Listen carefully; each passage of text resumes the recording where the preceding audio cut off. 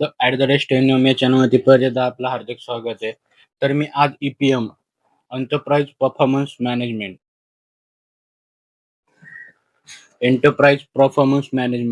MBA fourth सेमिस्टरला हा subject आहे. मोस्ट इम्पॉर्टंट सब्जेक्ट आहे आणि याच्या आधी पण होता. आत्ता पण येणारा क्वेश्चन आहे आणि हा सगळ्यांना कोणतं पण स्पेशलायझेशन हा कॉमन सब्जेक्ट आहे. तर त्याचे मोस्ट इम्पॉर्टंट क्वेश्चन आहे. तर ते आपण वन बाय वन डिस्कस करूया. कारण हा सब्जेक्ट 50 मार्काला येतो. याचे न्यूमेरिकल 20 मार्काला असतात आणि प्रॉब्लेम 30 मार्काला असतो किंवा 40 मार्काला क्वेश्चन येतात आणि 10 मार्काला एक तर प्रॉब्लेम येतो. ते प्रॉब्लेम पण आपण सॉल्व्ह करून देणार आहे. त्याच्या वेळेस त्यांना सबस्क्राईब आणि लाईक करून बेल आयकॉन ऑन करून ठेवा. तर आपण बघूया वन बाय वन स्टार्ट करून काय काय याचे क्वेश्चन येते. ओके.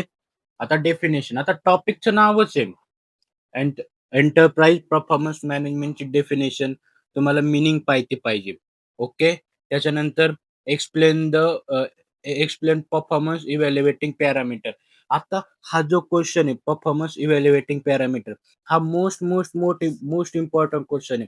तुम्हाला काही वेळेस विचारतात बँकेचे पॅरामीटर सांगा, काही वेळेस तर नॉन प्रॉफिट ऑर्गनायझेशनचे पॅरामीटर सांगा, काही वेळेस विचारतात रिटेलरचे तुम्हाला पॅरामीटर सांगा किंवा काय वेळेस विचारतात तुम्हाला फक्त परफॉर्मन्स सांगा. त्यामुळे मी तुम्हाला सांगतो, की याच्यामध्ये तुम्ही जे कॉमन आहे तुमचं परफॉर्मन्स इव्हॅल्युएशनचे पॅरामीटर ते लक्षात ठेवा. 3, 4, 5, 6 तर असे आहेच आहे, जे कॉमन आहे ते सगळ्यामध्ये यूज होतात. तेवढे तुम्ही प्रत्येक ह्याच्यात लिहिले, तर तुमचे मार्क कव्हर होणार आहे आणि जे तुम्हाला वाटतंय ते लिहिल्यानंतर कारण तुम्ही मीनिंग लिहिणार, परफॉर्मन्स इव्हॅल्युएशन म्हणजे काय त्याची कन्सेप्ट लिहिणार, त्याला 2 मार्क आणि तुम्ही 5 पॉइंट दिले, म्हणजे तुम्हाला 7 ते 8 मार्क आरामात भेटणार. 1-2 मार्क जाणार आहे. तो बघू शकता. ओके. नंतर types of responsibility centre as it working. आता वर्किंग करण्याची रिस्पॉन्सिबिलिटी टाइप कोणती हे तुम्हाला माहित पाहिजे. नंतर measurement of performance of responsibility curve कोणकोणते हे तुम्हाला माहित पाहिजे. नंतर concept of capital value market captive value add म्हणजे काय हे तुम्हाला माहित पाहिजे. नंतर what is the DuPont analysis म्हणजे काय? DUTOINT पॉइंट पुट एनालिसिस म्हणजे काय? हे तुम्हाला माहित पाहिजे. ही concept most of the time 2 मार्काला विचारली हे तर तुम्हाला माहीतच पाहिजे. त्याच्यानंतर तुमचं आहे, की हे बघा मी इथं दिलेलंच आहे. नाही सॉरी हे नाही. Meaning of non financial performance measure. तुम्ही कसं करतात? काय करतात? हे तुम्हाला माहीत पाहिजे. Non non financial performance measure मॉलकोर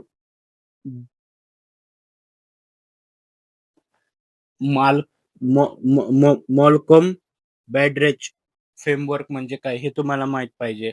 नंतर ट्रान्सफर प्राइसिंगची मीनिंग माहिती पाहिजे. त्याची कन्सेप्ट माहिती पाहिजे तुम्हाला. नंतर explain the need and concept of capital budgeting म्हणजे काय ते माहिती पाहिजे. तुम्हाला कॅपिटल बजेटिंगची प्रोसेस माहिती पाहिजे. त्याच्यामध्ये कोणकोणते टूल यूज होतात हे तुम्हाला माहीत पाहिजे. नंतर explain the various tool and technique of capital structure म्हणजे काय हे तुम्हाला माहीत पाहिजे. कॅपिटल बजेटिंगची तुम्हाला प्रोसेस माहिती पाहिजे.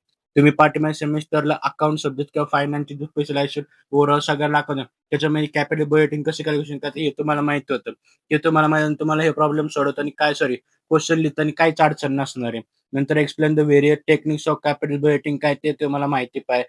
प्रोसेस ऑफ प्रोजेक्ट कंट्रोल काय ते तुम्हाला माहिती पाहिजे. नंतर performance evaluating of retail ABC analysis हा पण एक मोस्ट इम्पॉर्टंट क्वेश्चन आहे. एबीसी एनालिसिसचे performance sorry evaluation from retail ABC analysis काय हे तुम्हाला माहित पाहिजे. नंतर नंतर मल्टिपल ॲट्रिब्यूट मेथड म्हणजे काय हे तुम्हाला माहित पाहिजे. Social auditing and principle of social audit म्हणजे काय हे तुम्हाला माहिती पाहिजे. नंतर meaning and definition of e-commerce म्हणजे काय हे तुम्हाला माहित पाहिजे. हे बेसिक क्वेश्चन हे तुम्हाला माहीतच पाहिजे. नंतर फीचर ऑफ ई-कॉमर्स म्हणजे काय हे तुम्हाला माहिती पाहिजे. नंतर मीनिंग ऑफ KPI म्हणजे काय हे तुम्हाला माहित पाहिजे. आता KPI हे तुम्हाला दुसऱ्या पण सब्जेक्टमध्ये आहे का? तुम्ही इथं केलं किंवा तिकडे केलं तरी तुम्हाला याचा फायदा इथे होणार आहे. मॅनेजमेंट ऑडिटिंग म्हणजे काय ते तुम्हाला माहीत पाहिजे. ऑब्जेक्टिव्ह ऑफ मॅनेजमेंट ऑडिटिंग म्हणजे काय हे तुम्हाला माहिती पाहिजे. त्यानंतर explain the role of audit has control system difference between structure audit, cost audit, internal audit आणि फायनान्शियल ऑडिट. आता हे जे 4 तुमचे आहे जे ऑडिटिंगचे, याचे तुम्हाला मीनिंग, डेफिनिशन, डिफरन्स माहिती पाहिजे. डिफरन्स पाठ केले तुम्हाला कोणता पण क्वेश्चन विचारला तर तुम्ही इझिली लिहू शकता मिनिमम 5 ते 6 पॉइंट. तर बघू शकता. आपण ई-पी-एमच्या या व्हिडिओमध्ये मोस्ट जे इम्पोर्टंट क्वेशन ते तुम्हाला सांगितलेले आहे. आता ह्याचे जे प्रॉब्लेम आहे, ते व्हिडिओ तुम्हाला चॅनलवरती भेटून जातील. आज संध्याकाळ उद्यापासून तुम्हाला त्या चॅनलवरती भेटून जातील. आणि ते मोस्ट जे इम्पोर्टंट क्वेशन आहे, मी तेच टाकणार जे पेपर लिहून गेले किंवा कन्सेप्ट जे आहेत त्या. तर तुम्हाला व्हिडिओ आवडले असेल तर चॅनलला आपल्या शेअर, लाईक आणि सबस्क्राईब करून ठेवा. भेटूया नेक्स्ट व्हिडिओ. तोपर्यंत बाय बाय.